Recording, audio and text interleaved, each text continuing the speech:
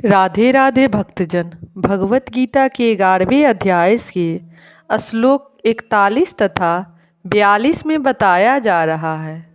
आपको अपना मित्र मानते हुए मैंने हठपूर्वक आपको हे कृष्ण, हे यादव, हे सखा जैसे संबोधन से पुकारा है, क्योंकि मैं आपकी महिमा को नहीं जानता था। मैंने मूर्खतावश या प्रेमवश जो कुछ भी किया है, कृपया उसके लिए मुझे क्षमा कर दे। यदि नहीं, मैंने कई बार आराम करते समय, एक साथ लेटे हुए या साथ साथ खाते या बैठे हुए, कभी अकेले तो कभी अनेक मित्रों के समक्ष आपका अनादर किया है। हे अच्युत, मेरे इस समस्त अपराधों को क्षमा करें। अब इस श्लोक का विस्तार में अध्ययन हुआ है। यद्यपि अर्जुन के सक्षम कृष्ण अपने विराट रूप में है, किंतु उसे कृष्ण के साथ अपना मैत्री भाव स्मरण है। इसीलिए वह मित्रता के कारण होने वाले अनेक अपराधों को क्षमा करने के लिए प्रार्थना कर रहा है। वह स्वीकार करता है कि पहले उसे ज्ञात न था कि कृष्ण ऐसा विराट रूप धारण कर सकते हैं। यद्यपि मित्र के रूप में कृष्ण ने उसे यह समझाया था, अर्जुन को यह भी पता नहीं था कि उसने कितनी बार हे मेरे मित्र, हे कृष्ण, हे यादव जैसे संबोधन के द्वारा उनका अनादर किया और उनकी महिमा स्वीकार नहीं की। किंतु कृष्ण इतने कृपालु है कि इतने ऐश्वर्यमंडित होने पर भी अर्जुन से मित्र की भूमिका निभाते रहे। ऐसा होता है भक्त तथा भगवान के बीच दिव्य प्रेम का आदान प्रदान। जीव तथा कृष्ण का संबंध शाश्वत रूप से स्थिर है, इसे भुलाया नहीं जा सकता। जैसा कि हम अर्जुन के आचरण में देखते हैं, यद्यपि अर्जुन विराट रूप का ऐश्वर्य देख चुका है, किंतु वह कृष्ण के साथ अपनी मैत्री नहीं भूल सकता। श्लोक 43 में बताया जा रहा है, आप इस चर तथा अचर संपूर्ण दृश्य जगत के जनक हैं। आप इस परम पूज्य महान आध्यात्मिक गुरु हैं। न तो कोई आपके तुल्य है, न ही कोई आपके समान हो सकता है। हे अतुल शक्ति वाले प्रभु, भला तीनों लोकों में आपसे बढ़कर कोई कैसे हो सकता है। अब इस श्लोक का विस्तार में अध्ययन हुआ है। भगवान कृष्ण उसी प्रकार पूज्य है जिस प्रकार पुत्र द्वारा पिता पूज्य होता है। वे गुरु हैं, क्योंकि सर्वप्रथम उन्हीं ने ब्रह्मा को वेदों का उपदेश दिया और इस समय वे अर्जुन को भी भगवत गीता का उपदेश दे रहे हैं।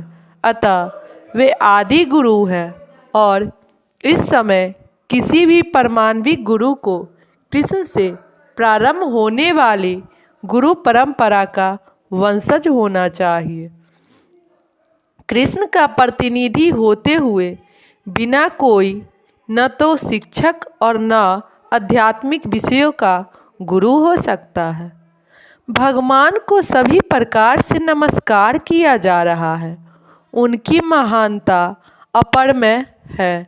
कोई भी भगवान कृष्ण से बढ़कर नहीं, क्योंकि इस श्लोक में या वैकुंठ लोक में कृष्ण के समान या उनसे बड़ा कोई नहीं। सभी लोग उनसे निम्न हैं, कोई उनको पार नहीं कर सकता।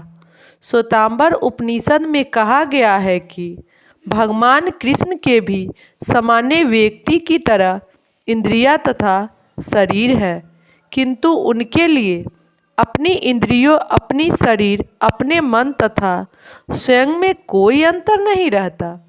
जो लोग मूर्ख हैं, वे कहते हैं कि कृष्ण अपने आत्मा, मन, हृदय तथा अन्य प्रत्येक वस्तु से भिन्न है।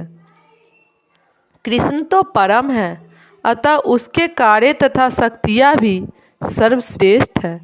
यह भी कहा जाता है कि यद्यपि हमारे समान उनकी इंद्रियां नहीं हैं, तो भी वे सारे इंद्रिय कार्य करते हैं। अतः उनकी इंद्रियां न तो सीमित है, न ही अपूर्ण है, न तो कोई उनसे बढ़कर है, न उनके तुल्य कोई है। सभी लोग उनसे घटकर है। परम पुरुष का ज्ञात शक्ति तथा कर्म सभी कुछ दिव्य है। भगवत गीता में कहा गया है कि जो कोई कृष्ण के दिव्य शरीर, कर्म तथा पुण्यता को जान लेता है, वह इस शरीर को छोड़ने के बाद उनके धाम को जाता है और फिर इस दुखमय संसार से वापस नहीं आता, इस दुखमय संसार में वापस नहीं आता। अतः मनुष्य को जान लेना चाहिए कि कृष्ण के कार्य अन्यों से भिन्न होते हैं। सर्वश्रेष्ठ मार्ग तो यह है कि कृष्ण के नियमों का पालन किया जाए, इससे मनुष्य सिद्ध बनेगा। यह भी कहा गया है कि कोई ऐसा नहीं जो कृष्ण का गुरु बन सके, सभी तो उनके दास हैं। चैतन्य चरणामृत में इसकी पुष्टि होती है। एकलेश्वर कृष्ण और सब वृत्ते केवल कृष्ण ईश्वर है, से सभी उनके दास है। प्रत्येक व्यक्ति उनके आदेश का पालन करता है, कोई ऐसा नहीं जो उनके आदेश का उल्लंघन कर सके। प्रत्येक व्यक्ति उनकी अध्यक्षता में होने के कारण उनके निर्देश के अनुसरण कार्य करता है। जैसा कि ब्रह्म संहिता में कहा गया है कि वे समस्त कारणों के कारण हैं। राधे राधे भक्तजन।